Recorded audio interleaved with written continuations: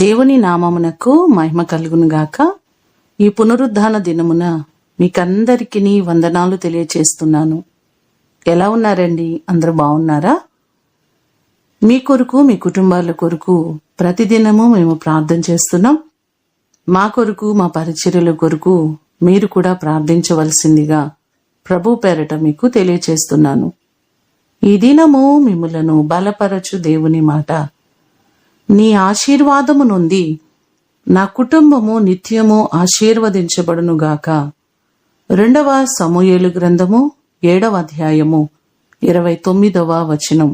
భక్తుడైన దావీదు యెహోవా సన్నిధిలో ప్రవేశించి ఇలాగూ అంటున్నారు: దయచేసి నీ దాసుడనైన నా కుటుంబము నిత్యము నీ సన్నిధిని ఉండునట్లుగా దానిని ఆశీర్వదించుము. యెహోవా నా ప్రభువా, నీవు సెలవిచ్చి ఉన్నావు, నీ ఆశీర్వాదము నుండి నా కుటుంబము నిత్యము ఆశీర్వదించబడునుగాక అని ఈ మాటలు చెప్పడం మనం చూస్తున్నాం. దేవుని మాట చొప్పుననే ఒక కుటుంబము, ఒక వ్యక్తి జీవితము ఆశీర్వాదకరంగా ఉంటుంది. ద్వితీయోపదేశ కాండము 7వ అధ్యాయము 12 నుంచి 14 వచనాలు మనం చూస్తే, మీరు ఆయన విధులను అనుసరించి నడుచుకునే ఎడల నీ దేవుడైన యెహోవా తాను నీ పితరులతో ప్రమాణము చేసిన నిబంధనను నెరవేర్చి నీకు కృప చూపుచు ఆయన నిన్ను ప్రేమించి ఆశీర్వదించి అభివృద్ధి చేసి నీ గర్భఫలమును, నీ భూఫలమును, నీ ద్రాక్షారసమును, నీ మేకల మందలను దీవించబడును.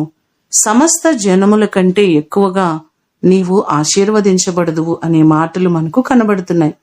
ఆయన చిత్తానుసారముగా మనము జీవించినట్లయితే దేవుడు మనలను బహుగా ఆశీర్వదిస్తారు.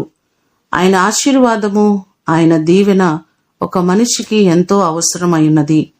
ఈ మాటలు వింటున్న మిమ్మల్ందరినీ దేవుడు దీవించాలని, ఆయన ఆశీర్వదించాలని ప్రతిదినము మీ కొరకు ప్రార్థన చేస్తున్నాం. అలాగే దైవజనుల కొరకు ప్రార్థిస్తున్నాం. వారి పరిచర్యలు, వారి కుటుంబాలన్నీ కూడా దేవుని ద్వారా దీవించబడి బహుగా ఆశీర్వదించబడునుగాక. ప్రార్థన చేసుకుందాం. పరలోకమందున్న మా తండ్రి, మీ పాదములకు వందనాలు, స్తోత్రాలు. మీ ఆశీర్వాదము చేత మా కుటుంబాలు నిత్యము ఆశీర్వదించబడాలి ప్రభువా. నీవు దీవిస్తేనే ఒక వ్యక్తి దీవించబడతారు, మీరు ఆశీర్వదిస్తేనే ఆశీర్వదించబడతారయ్యా. మా ప్రియులెల్లరినీ జ్ఞాపకం చేసుకుని ప్రతి వారిని మీరు దీవించండి. వారి కష్టార్జితములు దీవించండి, వారి చేతి పనులను, వారి ఉద్యోగములను దీవించండి, వారు చేస్తున్న పరిచర్యలను దీవించండి ప్రభువా.